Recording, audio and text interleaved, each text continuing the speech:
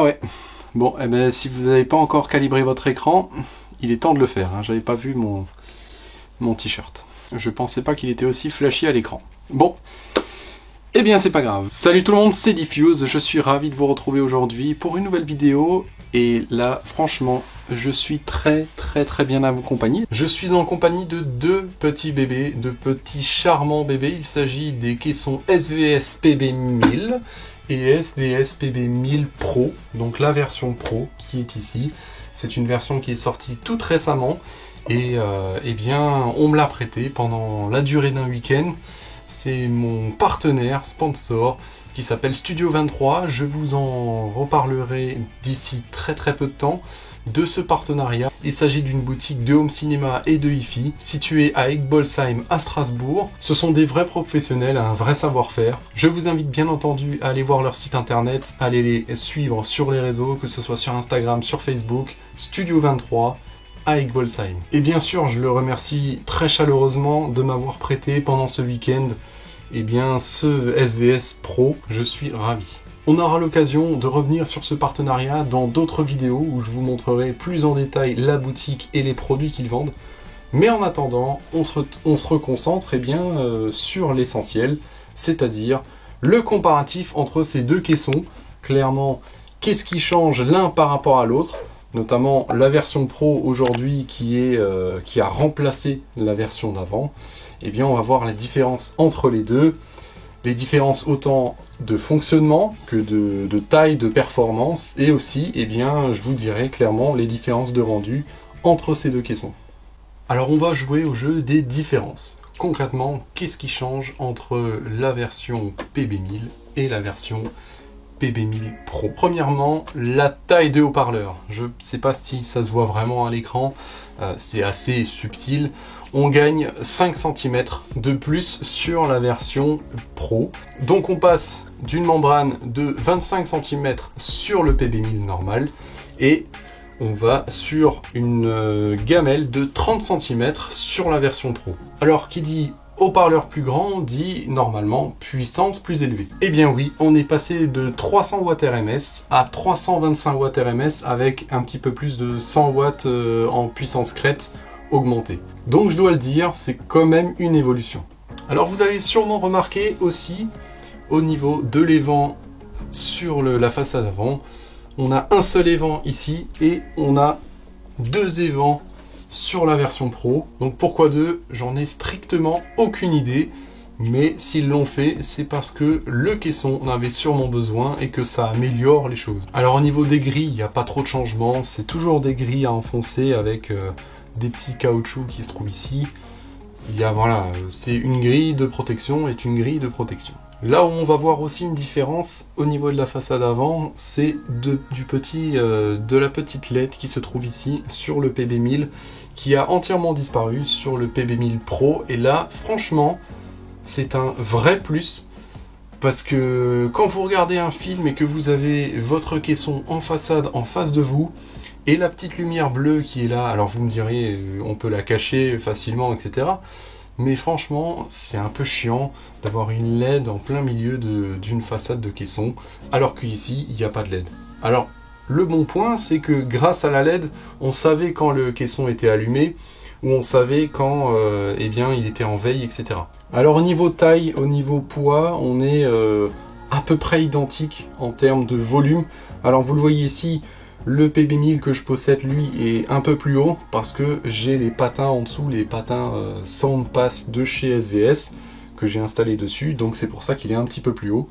Mais en fait, en encombrement, c'est exactement la même chose à quelques millimètres près. Au niveau du poids, on se retrouve avec à peu près le même poids entre l'un et l'autre. Donc là, pas de jaloux. Et maintenant, je vais vous montrer l'arrière des deux bestiaux pour vraiment que vous compreniez la suite de la vidéo.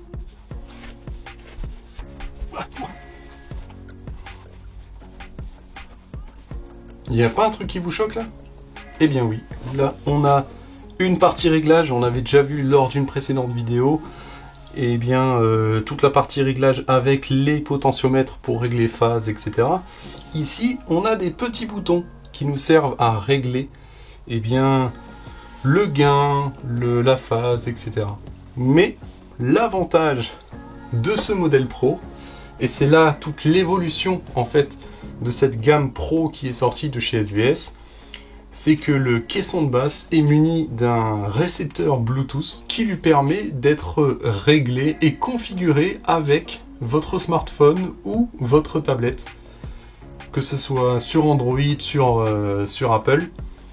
Eh bien, vous pouvez régler grâce à une application, l'application propriétaire SVS. Vous pouvez régler plein de choses, plein de paramètres avec votre smartphone ou bien votre tablette. Eh bien, ça, franchement, c'est un point très très positif. Parce que dans cette gamme de prix, il n'y a personne d'autre qui le fait. Alors pour cette version-là, la version Pro est à 699 €. Donc voilà, pour le prix, avoir une platine récepteur Bluetooth dessus, pour pouvoir régler à distance sans bouger de son canapé et faire les essais, franchement c'est génial. Et avantage aussi, certains d'entre vous peut-être utilisent des écrans transsonores et mettent leur matériel derrière l'écran, notamment les caissons. Et bien avec l'utilisation de l'application, pas besoin à chaque fois d'ouvrir l'écran et de régler le caisson derrière. Je vous montrerai dans la suite de la vidéo un petit peu comment ça marche, comment installer l'application, comment l'utiliser. C'est hyper simple. Et bien une fois que vous l'avez installé via Android ou bien Apple Store, on ouvre l'application et on tombe directement sur un menu. Voilà le menu.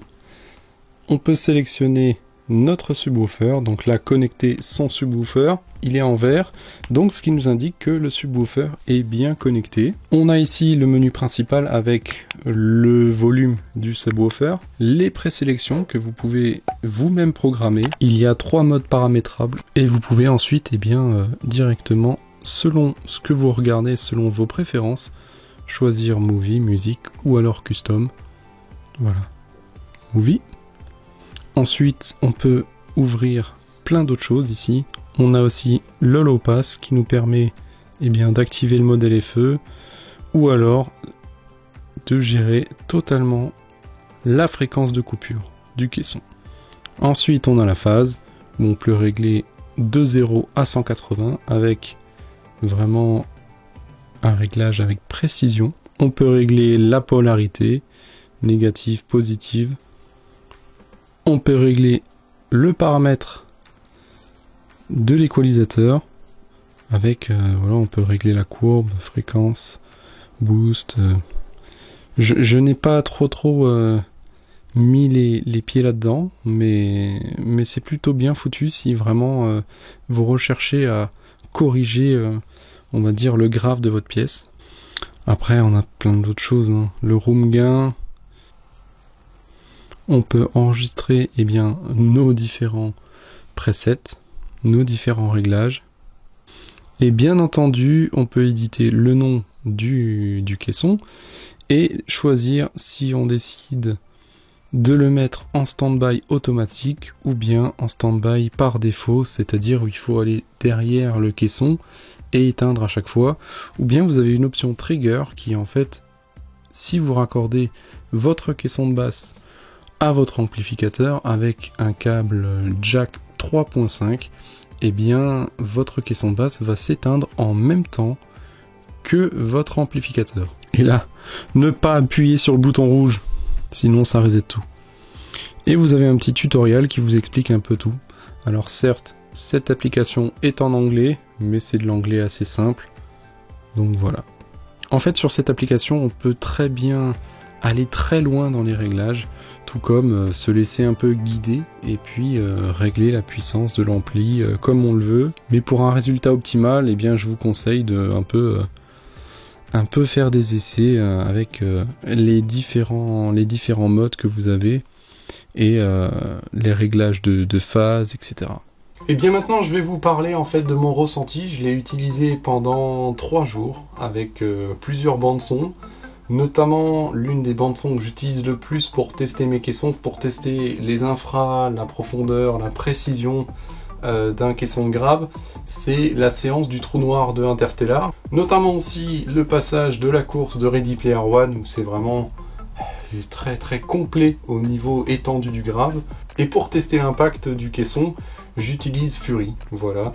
Donc il y a vraiment trois films. Alors après j'ai fait plein d'autres films aussi, mais ces trois films ont vraiment été des démos techniques pour tester les deux caissons de basse. Alors pour tester ces deux caissons, eh bien j'ai utilisé un câble de chez AudioQuest, l'Irish Red.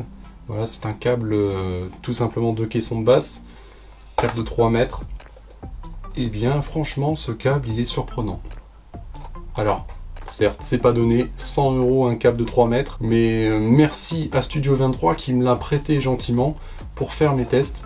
Et concrètement par rapport à mon autre câble, c'est un câble Hollenbar je crois, un peu moyenne gamme, enfin très bas de gamme même. Eh bien je trouve qu'il est bien plus précis, il est bien moins baveux dans le rendu. Et je pensais pas qu'un câble pourrait faire autant sur un caisson de basse. Et Studio 23 m'a aussi prêté un câble d'alimentation pour mon caisson, enfin pour mes caissons. Il s'agit du câble NRGZ, donc voilà, c'est un très très bon câble avec une grosse section. Et j'ai testé par rapport à mon câble tout fin de base d'origine. Et là aussi on ressent une différence. Alors elle est moins élevée, la différence par rapport avec un câble, d'avoir changé le câble subwoofer, mais quand même on ressent quand même une différence sur le câble d'alimentation. J'ai passé pas mal de temps à switcher d'un câble à l'autre avec les deux caissons, etc. Et c'est vrai que ça apporte un petit plus. Il faut que je vous dise clairement ce que je pense de cette version Pro. Alors pour moi, qui possède déjà un PB1000, je n'achèterai pas un PB1000 Pro. Parce qu'une fois calibré, eh bien le rendu est à peu près similaire à la version normale. Le rendu était vraiment similaire en termes de puissance, de descente dans l'infra. Je trouvais pas qu'il descendait plus bas que la version normale, alors que selon les spécificités de SVS, il devrait descendre un petit peu plus bas, il devrait descendre à 17 Hz contre 19 pour le PB1000. Donc la version Pro doit descendre un petit peu plus bas, mais franchement, quand on atteint un tel résultat, 17 Hz, il y a tout qui tremble. Je pense pas que dans ma pièce, qui est pas non plus traitée très acoustiquement, que ça descend aussi bas. Donc effectivement, j'ai pas senti une énorme différence entre les deux caissons. Je les ai vraiment mis à la même place, changé de place l'un et l'autre, essayer de trouver l'accord parfait. Eh bien, je l'ai pas trouvé. Concrètement, je n'ai pas trouvé de différence notable qui mérite l'investissement de quand même 699 €. C'est pas rien, c'est un investissement. J'ai pas trouvé de différence notable entre les deux. J'ai déjà fait une vidéo concernant mon avis sur ce PB1000. Vous savez que c'est une petite bombe. Et bien là, clairement, sur le PB1000 Pro, c'est aussi une petite bombe. C'est la même chose, c'est une petite bombe. Alors là où c'est vraiment très pratique, c'est l'utilisation du smartphone pour le régler, parce qu'on peut beaucoup mieux régler et beaucoup plus aisément et facilement avec tout simplement cette version Pro, parce que quand vous réglez votre caisson de basse, vous êtes assis en position d'écoute, vous n'avez pas besoin de vous lever à chaque fois et de régler le caisson de basse. Là, vous êtes en face, vous réglez votre caisson à distance, allez, j'utilise, je mets plus ou moins de gain, je mets plus ou moins la phase, etc. Donc c'est un avantage certain pour le régler. Un très bon point pour celui-là. La petite LED devant qui n'y est plus, un très bon point aussi. Si vous devez investir dans un caisson pour moins de 1000 €, je pense que c'est un caisson qu'il faut vraiment regarder. Et tester surtout, parce que ça fait bien le taf. Sensation garantie, je vous le promets. J'avais fait lors d'une précédente vidéo un comparatif entre mon PB1000 et un RS112, il me semble, non, un SPL 112, pardon, de chez Klipsch. Et là, vraiment, la différence, c'est que Klipsch, c'est du rentre-dedans, ça fait des basses, c'est baveux, etc. Enfin, c'est mon avis. Et sur les SVS, c'est beaucoup plus précis, beaucoup plus nuancé. Il y a cette nuance de grave que vous ne retrouvez pas en fait dans un Klipsch. Et il y a cette précision aussi, ça baffe pas, c'est très sec, ça tape très fort. Et bien sûr, ça descend beaucoup mieux et beaucoup plus proprement dans les basses fréquences, dans les très basses fréquences en infra. Que dire de plus? À part que j'ai testé aussi les deux en même temps, Et là, je peux vous dire que c'était infernal. C'était la guerre. C'était... Je n'ai jamais ressenti autant de sensations dans ma salle. Parce que c'était juste dingue. Au niveau des basses fréquences, au niveau du niveau de SPL, il y avait vraiment... on aurait dit que j'avais poussé tous les gains à fond. On aurait dit que j'avais poussé le volume à fond. Alors que j'utilisais exactement le même volume sonore que d'habitude. Mais là, avec 2 caissons en même temps, ça remplissait beaucoup plus la salle. C'était vraiment une explosion de puissance et de propreté aussi. Franchement, c'était très très propre. Et après, il faut les régler bien sûr en phase. J'ai passé de très très belles séances de ciné avec ces 2 combinés. Moi aujourd'hui, je préférerais investir dans un plus gros caisson, avec une plus grosse membrane, avec plus de puissance. Parce que je sens que dans ma pièce c'est un peu limité. Alors certes avec 2 caissons ça bouge un peu mieux. Mais je souhaiterais quand même garder un seul caisson, mais plus gros. Un petit PB4000 par exemple, ça me tenterait bien. Et en version pro, bien entendu, pour le régler avec le smartphone. Si c'est pour un premier investissement de caisson de basse, allez-y, foncez, SVS c'est très très bon, un excellent rapport qualité-prix. Et si vous possédez déjà un caisson SVS, c'est un petit peu plus discutable d'investir dans les nouvelles versions pro, parce que concrètement le rendu est à peu près identique. Merci beaucoup à Studio VN3 encore de m'avoir prêté le matériel pendant ce week-end. Si vous avez aimé cette vidéo, eh bien n'hésitez pas à vous abonner à la chaîne. Prenez le temps de m'écrire un petit commentaire. Si bien sûr vous avez quelque chose à rajouter sur le caisson, sur votre propre expérience, voilà, si vous souhaitez l'acheter, eh bien faites-le moi savoir. Et n'oubliez pas de cliquer sur la petite cloche pour savoir quand est-ce que je republie des vidéos. Généralement, je vous spoil un peu, c'est le mardi et le vendredi. N'oubliez pas une chose très très importante, c'est le pouce bleu. Un petit pouce bleu pour le référencement de la chaîne, c'est très important. Il est l'heure pour moi de remballer le matériel, je vous souhaite plein de bonnes choses, prenez soin de vous et à la prochaine. Salut Bissam!